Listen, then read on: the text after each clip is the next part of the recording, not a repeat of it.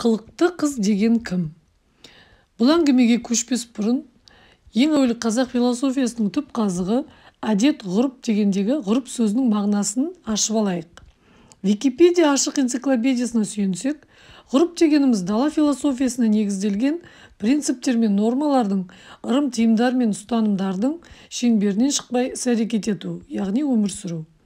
Ғұрып дегеніміз ата-бабамыздың жолымен, яғни генный фондпен ғасырдан ғасырға келе жатқан ру қауым мүшелерінің социумда дұрыс деп саналған іс-әрекеттері мен мінез-құлықтарының нормалары, дала заңы, ал қазіргінің этикасы мен эстетикасы іспеттес ұстанымы. Соның ішіндегі бүгінгі әңгіменің арқауы қылықты қыз деген кім? Ол қандай ғұрыпты ұстануы тиіс? Қылымсыған қыздан дәрежесінің биік болуы неде? Соған келейік. Қазақтың жырларында алған жарың қылықты болсын деген өсиет сөздер бар. Бұқар жырау бабамызда қызда қылық болмаса құршырайда не пайда деген екен. Сонда қылықты болу деген не? Көбіне қазіргілер қылықтылықты қылымсумен шатастырып жатады. Қылықтылық деген қыздарға қойылған талап.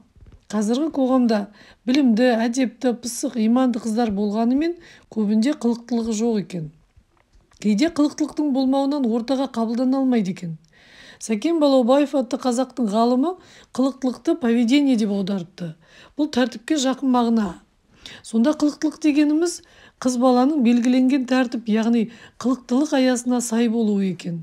Қылықтылықтың аясына кіретін шарттар әзілді дұрыс түсіну, адамдармен дұрыс қарым-қатынаста болу, дұрыс сөз саптау, ұрыс-керіске жол бермеу, сыр бөлісе білу, сыр тыңдай білу, біреуге ойын айтқыза білу, өз ойын жеткізе білу, көптің алдында жөн сөз сөйлеу, өзін ұстай білу, әдепті күлкісі болу, жүріс-тұрысы көзге қораш болмау, бір нәрсені ұсынақта келу.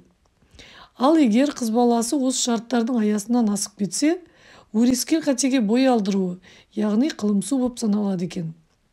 Сондықтан қылықты әйелмен өмір сүру қызығырақ деп саналған.